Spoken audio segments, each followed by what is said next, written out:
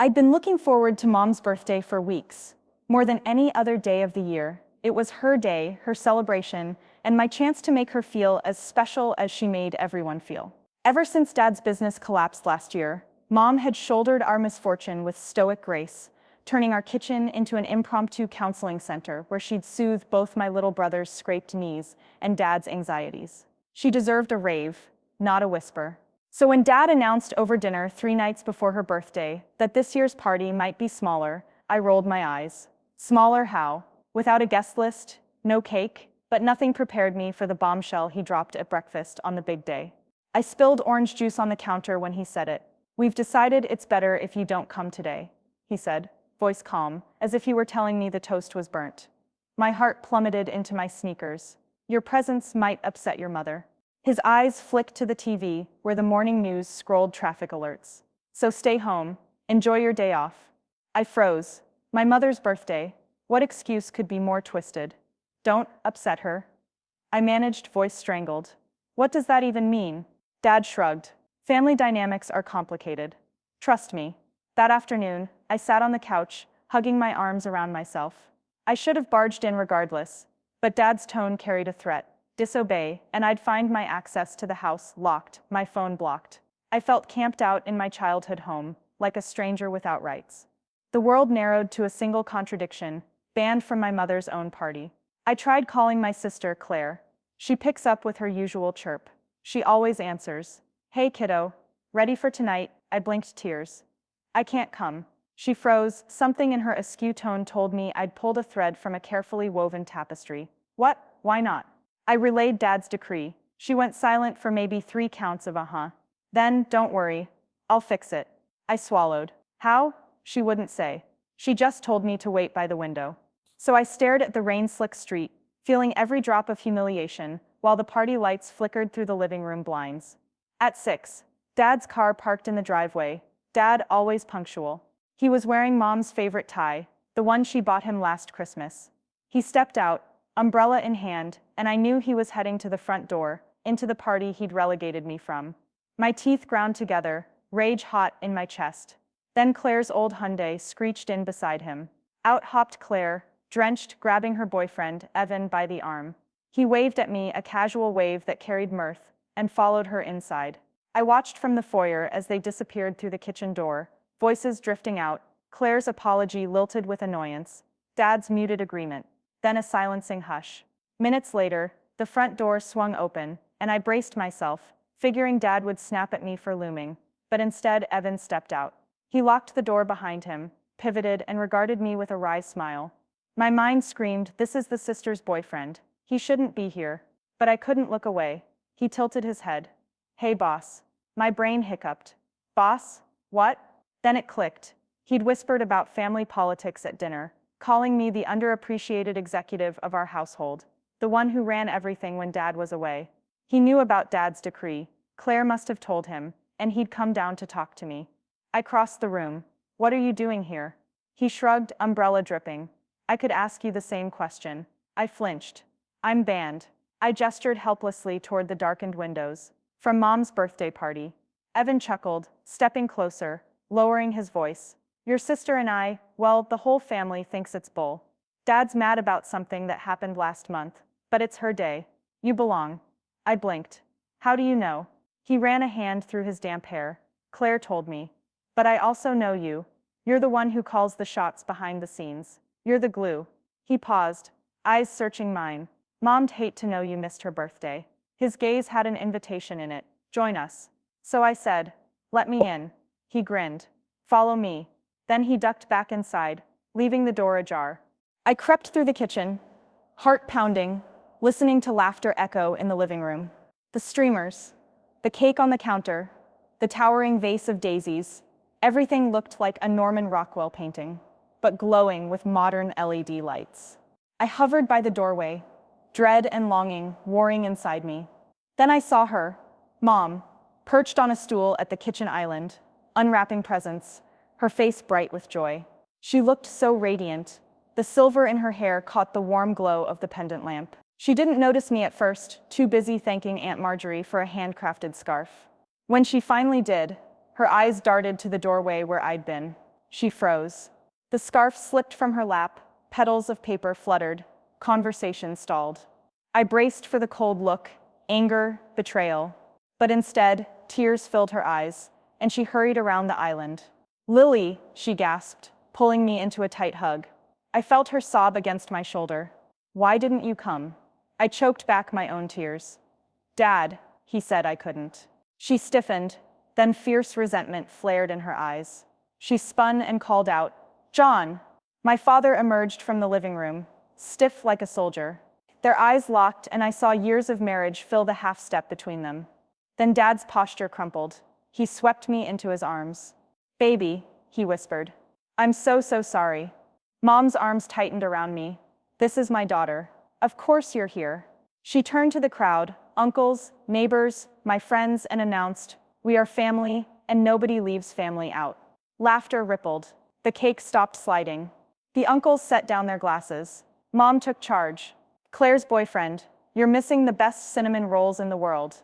She barked directions about heat. Ovens, forks. Dad handed me a slice of cake. Icing smeared on my cheek. I tasted sweet redemption. Later, in the living room, candles flickered on my mother's birthday cake. Dad raised his glass.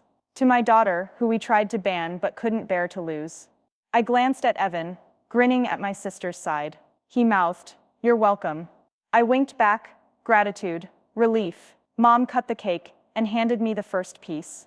"You deserve every candle, Lily." I laughed, tears leaking again. I forgot how much this family could surprise me. She hugged me again. "Birthdays, like families, aren't perfect. They're messy, but they're ours."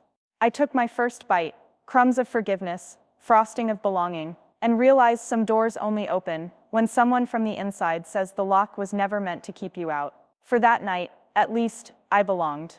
And as candles flickered, laughter rose, and my dad whispered apologies. I understood that love often comes disguised in mistakes, and redemption tastes like cake. The warmth of the living room seemed to radiate from my mother's arms more than the glowing candles on her cake. For a moment, I let the utterness of that embrace erase every ugly word Dad had uttered at breakfast. But as the laughter and chatter resumed, I realized the story wasn't over. Our family still had a long road ahead to rebuild trust, and I had my own journey to reclaim my place in it.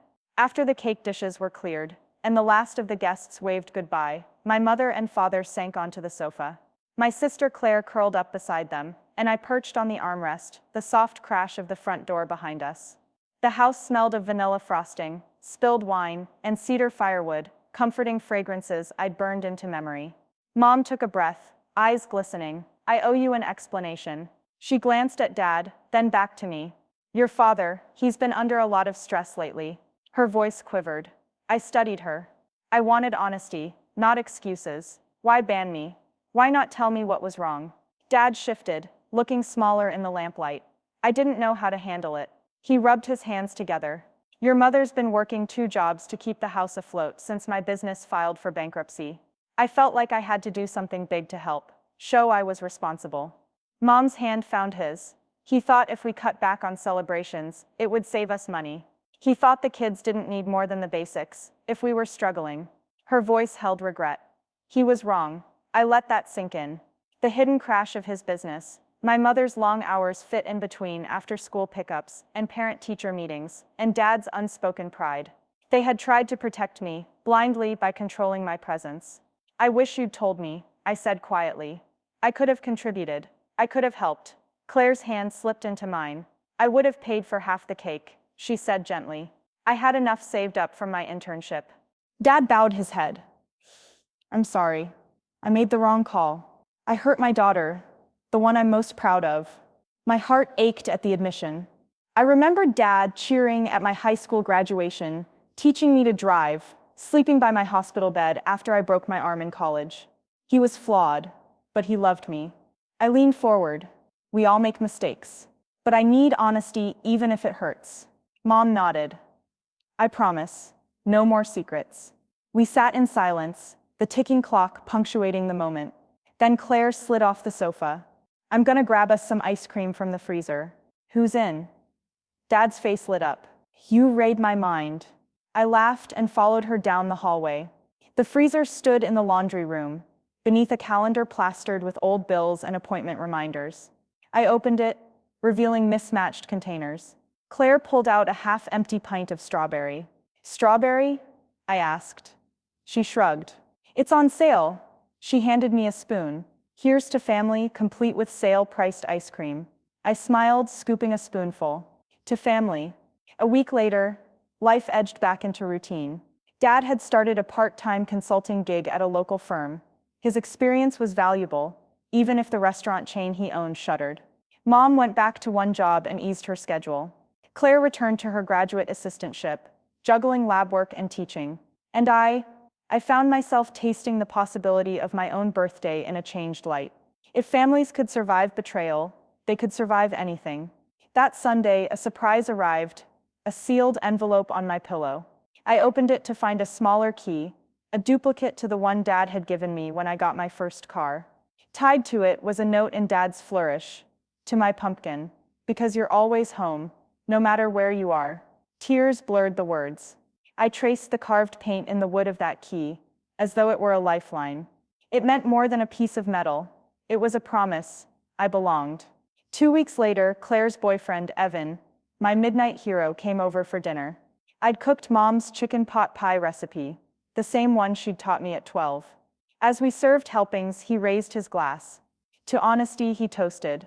And to second chances. We clinked glasses, and I realized how much I needed friends who saw me, who stood by me in those dark hours. Even Mom and Dad, once misguided, had found their way back to open hearts. The house was alive again with laughter, debate, and shared meals, messy, imperfect, and thoroughly ours. In the evenings, as I lay in my childhood bed, the one I'd been almost banished from, I thought about boundaries. Dad's ban had stung like salt in a wound, but it forced conversations I'd been avoiding about money, truth, and respect. We'd all grown stronger for them. I pictured my own future birthday, Mom, Dad, Claire, friends, all together in this living room. No secrets, no looming silences, just music, candles, and another batch of cake. This family, I realized, wasn't defined by perfect moments, but by the messy, fierce work of holding each other when storms rolled in. As sleep came, I smiled into the darkness and whispered into the hush, "We're okay, we're better." And in the quiet of that reconciled home, I believed it.